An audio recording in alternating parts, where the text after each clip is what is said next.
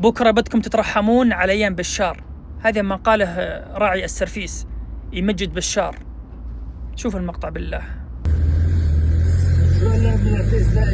هلا استولوا بالكم شوي، لسه السجون ما بنوها، لسه ما استقروا. لسه بكره والله تترحموا على ايام بشار وعلى ايام هتلر وعلى ايام بكره تترحموا عليها الايام هذه. ايوه اي والله هيك بطل.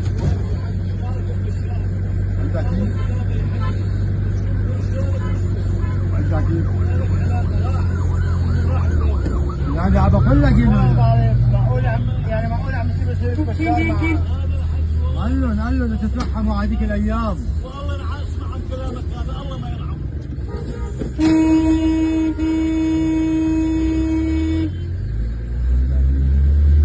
يعني هيك قال ابن رفيق ده؟ ايه حكى على الفيس، حكى يعني مو قال له عم يكبروا السجون، عم يجهزوها. قال له عم يجهزوا بس حتى يتركبوا ويثبتوا الامور على الجسم. وشوفوا هذا الجسم. ايوه هلا شوف جايين الدور هذا على الفلع كله يعني.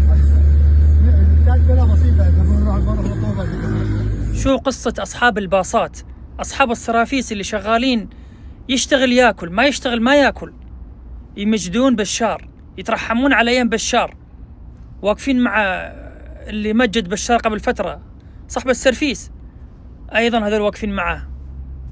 يا أخي يجيبون البلل أنفسهم، يتكلمون من هنا يشحطونهم من هنا. ما أدري والله العظيم يا أخي، قسم بالله ناس غريبة.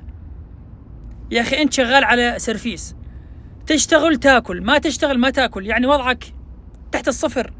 تمجد بشار ليش؟ إيش سوالك بشار؟ عطاك وظيفة؟ رفعك في البلد؟ يعني سواك شغلة كبيرة؟ بالعكس ما سواك شيء. أعتقد هذول كلهم ضباط متقاعدين، كان عايش على الراتب فراح يشتغل في السرفيس يمشي حاله.